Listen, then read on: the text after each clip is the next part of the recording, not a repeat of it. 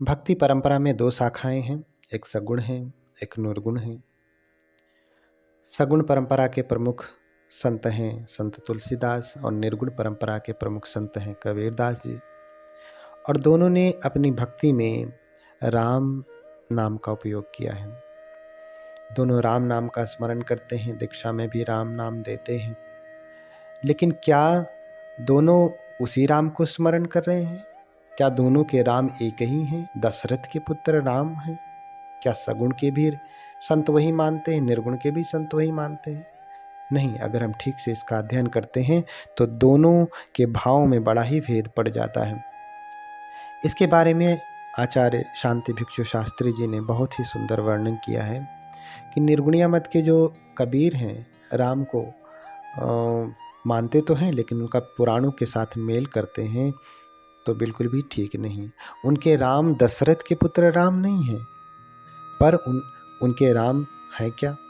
वे सर्वथा निर्गुणी वेदांती के ब्रह्मा तो नहीं हैं। भला निर्गुणी ब्रह्मा माता के समान वत्सल कैसे हो सकते हैं, जिसे निर्गुण मत के अनन्य उपासक मानते हैं?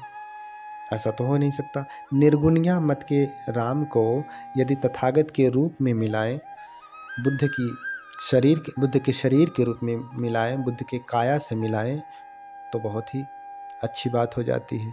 तो बातें स्पष्ट हो जाती है। बुद्ध के 3 शरीर माने गए हैं, बुद्ध की 3 काया मानी गई है। थेरवाद में 2 काया, महायान में 3 काया।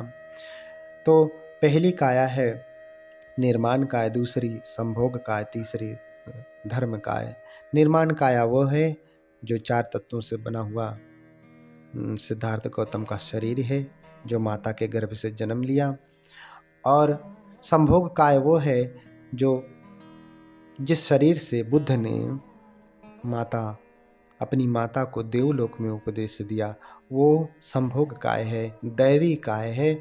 और अंतिम काय जो है वो धर्म काय है। धर्म काय तथागत के धर्म का शरीर है, वो बुद्धत्व का शरीर है, ज्ञान का शरीर है। इसलिए इस शरीर को, इस काया को महायान सूत्रालंकार में कहा गया कि यह शरीर घट घट में है, तद्धर्मः सर्वदेहिनः। जो ये धर्म है, ये जो तथागत की काया है, वो घट घट में है, हर देहधारियों में है। सगुण मत के राम उतने भक्तवत्सल नहीं हो सकते कि अपराधी को बिल्कुल भी दंड न देवें। कम से कम उनके चरित्र से यह बात सिद्ध नहीं हो सकती।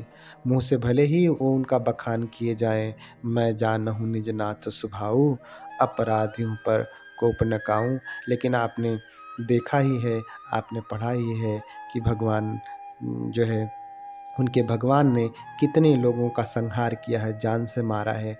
जान से मार करके जो है उनका उद्धार किया है। पर निर्गुणियों के राम माता के समान वत्सल हैं। उनके लिए जो भी प्राणी अपराधी है, वह भी सिर्फ उस नटखट बालक की तरह से है जो अपनी माँ के बाल खींचते हैं, उनको मारते हैं, फिर भी माँ उनको कुछ नहीं कहती है, चुपचाप सह लेती है। इसी प्रकार से निर्गुण मत के भगवान हैं, निर्गुण मत के राम हैं, जो अपने जो है अपराधी दुष्ट भक्त को भी क्षमा कर देते हैं। और ये बात अगर हम बुद्ध के जीवन से मिलाएं तो बुद्ध के समय में बहुत सारे ब्राह्मण, बहुत सारे दुष्ट प्रवृत्ति के व्यक्ति बुद्ध को गाली देते थे, बुद्ध की निंदा करते थे, वंचना करते थे। स्वयं देवदत्त बुद्ध को मारने के लिए कितनी बार प्रयास किया, बुद्ध को कितनी बार नुकसान पहुंचाने का प्रयास किया, लेकिन बुद्ध एक छोटा बालक समझ करके कभी कुछ नहीं बोलते थे, उनको क्षमा ही करते जाते थे।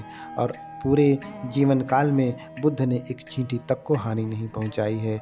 बिना किसी को नुकसान पहुंचाए ही बुद्ध ने सबको सम्यक मार्ग दिया, बहुतों को विमुक्ति का जीवन दिया, बहुत सारे उनके मार्ग पे चल के अरहत हुए। तो इस प्रकार से अगर देखा जाए तो श्रमणों ने ही जातिवाद का अत्यंत प्राचीन काल में विरोध किया। वह परंपरा इन निर्गुणी संतों को मिली। तो श्रमण यानी बुद्ध के भिक्षुओं को, भंते गणों को श्रमण कहा जाता है। श्रमणों की परंपरा है। महावीर स्वामी जैनों के सन्यासियों को भी श्रमण कहा जाता है। ब्राह्मणों को जातिवाद का बड़ा अभिमान था और इन संतों ने, निर्गुणिया संतों ने उनकी श्रेष्ठता नहीं मानी। उन्होंने वेद पुराण या किसी भी धर्म ग्रंथ को श्रेष्ठ नहीं माना। सगुणिया मत के संत, जिसमें तुलसीदास प्रमुख हैं, वो ब्राह्मण की श्रेष्ठता को हमेशा सिद्ध करते रहते हैं। देखा जाए तो कहते ही हैं, सापत तापत पर उसका हंता, विप्र पूजस गावहि संता, पूज्य विप्र सकल गुणहीना, शूद्र न गुणगन ज्ञान प्रवीणा। लेकिन निर्गुणिया संत तथा संतों की वह परंपरा जिसमें बुद्ध प्रमुख हुए हैं, श्रमणों की परंपरा, उन्होंने तो कभी इस प्रकार से नहीं कहा। वो तो यही कहते रहे, विद्याचरण संपन्नो सो सेठो देव मानुषे। जो विद्या और आचरण में श्रेष्ठ हैं, वही देवताओं और मनुष्यों में श्रेष्ठ हैं। इस प्रकार से वो गाते गए। निर्गुणिया संत के लोग धर्म ग्रंथों को प्रमाण नहीं मानते थे। बुद्ध प्रमुख संतों की परंपरा में भी वेदों को कोई मान नहीं, अर्थात बुद्ध के भिक्षुओं की परंपरा में भी वेदों को श्रेष्ठ नहीं माना गया। किसी भी धर्म ग्रंथ को श्रेष्ठ नहीं माना गया।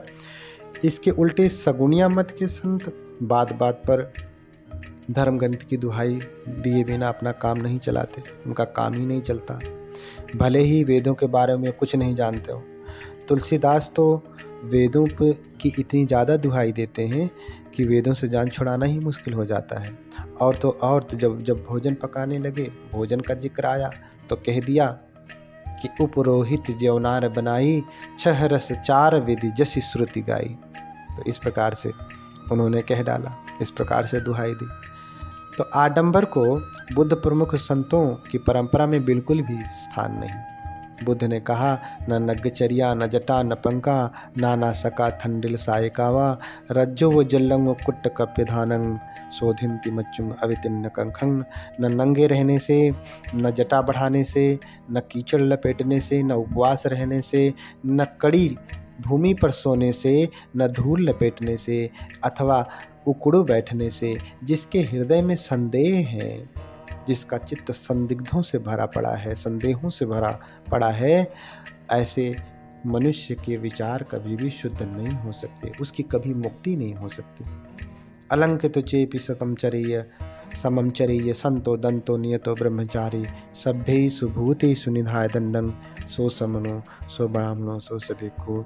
जो अलंकृत होते हुए भी शांत है, दांत है, नियम से ब्रह्मचर्य का पालन करता है, सभी प्राणियों के प्रति करुणा रखता है, और सभी प्राणियों के प्रति जिसने दंड को त्याग दिया है, वही श्रमण है, वही ब्राह्मण है, वही भिक्षु है। तो इस प्रकार से बुद्ध ने जो है परिभाषाएं दी। बुद्ध के बाद साधु संतों की एक लंबी परंपरा चली, जिन्होंने आडंबर का विशेष रूप से विरोध किया, और यह विरोध कहीं कहीं बहुत तीव्र भाषा में हुआ है। बुद्ध के बाद बहुत बड़े आचार्य हुए, आचार्य धर्मकीर्ति, जिन्होंने प्रमाणवर्तिक नामक बहुत ही श्रेष्ठ ग्रंथ की रचना की। उसमें उन्होंने कहा कि वेद प्रमाणम कश्चित कर्तिवादः, स्नाने धर्मेक्षा जातिवादावलेपः, संतापारंभ पाप पहानाय चेति, ध्वस्त प्रज्ञानाम पंचलिंगानि जाने। तो जो वेदों को प्रमाण मानता है, दुनिया को किसी का बनाया हुआ मानता है, नहाने को धर्म समझता है, जाति पाति का घमंड करता है, पाप को दूर करने के लिए शरीर को तपाता है, तो आचार्य कह रहे हैं कि ये 5 लक्षण जिनकी मति मारी गई है, ऐसे अज्ञानी के लक्षण हैं। इसी बात को सिद्ध सरहपा कहते हैं। सिद्ध सरहपा बौद्ध धर्म के महायान में जो सहज यान है, उसमें 84 सिद्ध हुए हैं। उन 84 सिद्धों में से एक सिद्ध हैं सिद्ध सरहपा, और वो कहते हैं कि ब्राह्मण ब्रह्मा के मुख से पैदा हुए थे, तो जब हुए थे तब हुए थे। इस समय तो वो भी वैसे ही पैदा होते हैं जैसे दूसरे लोग, तो ब्राह्मणत्व तो कहाँ रह गया। और यदि ये कहा जाए संस्काराद द्विजुच्यते, संस्काराद द्विजुच्यते, संस्कार से कोई ब्राह्मण होता है तो चंडाल को भी, नीच जाति वाले को भी संस्कार देकर के क्यों नहीं ब्राह्मण बना देते। लेकिन ऐसा तो होता नहीं। तो इतना ही नहीं, नग्नता के बारे में निंदा करते हैं कि जैसे संत कबीरदास जी कहते हैं, का नंगे का बांधे चाम। यदि नंगा रहने से मुक्ति मिलती तो सियार कुत्ते भी बहुत सारे ऐसे हैं जो नंगे ही रहते हैं, उनकी मुक्ति तो निश्चित रूप से होती। तो इस प्रकार से जो है विरोध किया। बाह्याचार की जो है विडंबना, बाह्याचार अर्थात जो पाखंड था उसका निर्गुणी संतों ने बहुत विरोध किया। और जब भी उनके सामने, जैसे संत कबीर हैं, जब भी उनके सामने कोई भी पाखंड दिखा, आडंबर दिखा, तो वो व्याकुल हो उठे और वो कही उठते थे कि पाहन पूजे हरि मिले तो मैं पूजूं पहाड़, ताते तो चाकी भली पीस खाए संसार। पत्थर पूजने से भगवान मिलता तो मैं जो है पहाड़ ही पूरा पूज लूँ। हाँ, अरे उस पहाड़ से तो अच्छा चक्की है अगर कि कम से कम उससे पीस करके, गेहूँ पीस करके आदमी कुछ चपाती बना के भोजन पका के खाता है। कांकर पाथर जोड़ के मस्जिद लई बनाए, ता चढ़ी मुल्ला बाग दे, का बहरा हुआ खुदाए। इस प्रकार से संत कबीर जो है अंधविश्वास पाखंड का विरोध करते हैं। निर्गुणिया संतों की वाणी को अगर सरसरी तौर पर देखा जाए तो लगता है कि वे न तो वेद पुराण सम्मत राम के उपासक हैं, न तो जो है जिसमें वर्ण श्रेष्ठ है, जिसमें जाति श्रेष्ठ है, इसके पक्षपाती ही हैं वो, ना वो आडंबर को पसंद करते हैं। इसलिए उन्हें वेद और पुराण की परंपरा के साथ जोड़ा जाना ठीक नहीं जोड़ा जा सकता। उनका बहुत मेल तो बुद्ध के श्रमणों के साथ बैठता है, जिनकी परंपरा बहुत पुरानी है और जिसके प्रमुख हैं बुद्ध, जिस श्रमण परंपरा के प्रमुख हैं बुद्ध। राम आदि पौराणिक परंपरा के नामों के बल पर निर्गुणिया संतों को वेद और पुराण का अनुयायी नहीं बताया जा सकता, जबकि उनके राम सर्वथा वेद और पुराण सम्मत नहीं है, बिल्कुल भी नहीं है। इन निर्गुणिया संतों का प्रभाव सगुणिया संतों पर भी बहुत पड़ा है।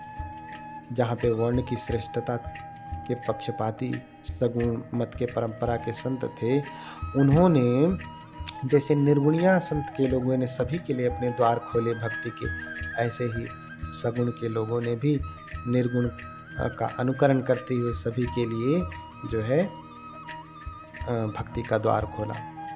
शूद्र वेद का उच्चारण करने के योग्य नहीं माना जाता, पर वह पुराण इतिहास की कथाएं सुन सकता है। वस्तुतः पुराण और इतिहास में अनेक धार्मिक और शिक्षा से युक्त जो है व्याख्याएं डाली गई, बाद में उसको डाल करके उसका स्वरूप जो बिगाड़ा गया एक विशेष समय में हुआ है, और वो विशेष समय बुद्ध प्रमुख संतों का ही है, बुद्ध का समय है जब ऐसा हुआ है, ये गाढ़ा समय है।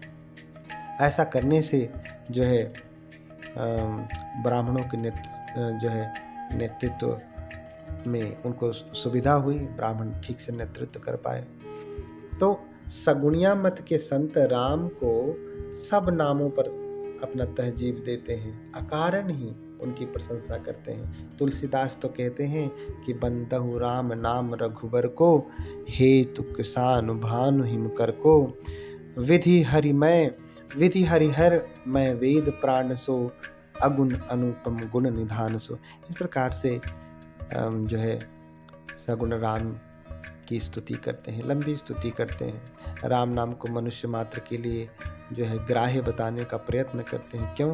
क्योंकि इससे वेद के प्रति जो अभिमानी थे लोग, उन बहुतों का विरोध नहीं हो सकता था। तो जो है बहुतों का विरोध नहीं हो सकता था और जो है उसे सहज ही स्वीकार कर सकते थे।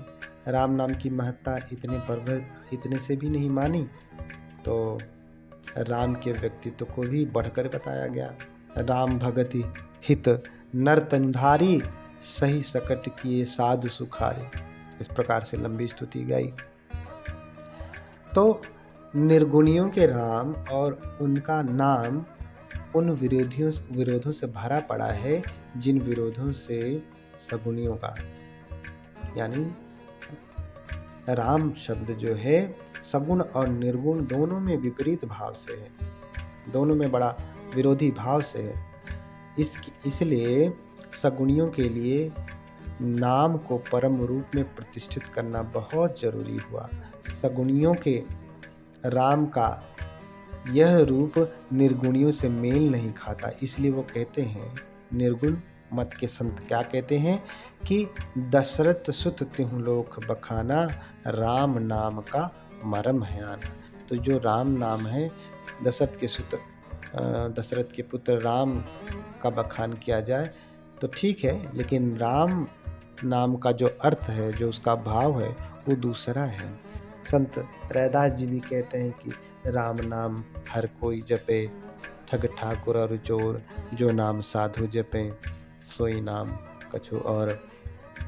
तो इस प्रकार से अगर देखा जाए तो राम नाम का जो भाव है, सगुणों ने वेद आदि को प्रमुख मान करके राम को स्वीकार किया है, लेकिन निर्गुणों ने वेद आदि का विरोध किया, सारे पाखंडों आडंबरों का विरोध किया। अगर ठीक से राम का भाव मिलाया जाए तो बुद्ध के जीवन से मेल खाता है, बुद्ध के शरीर से, बुद्ध की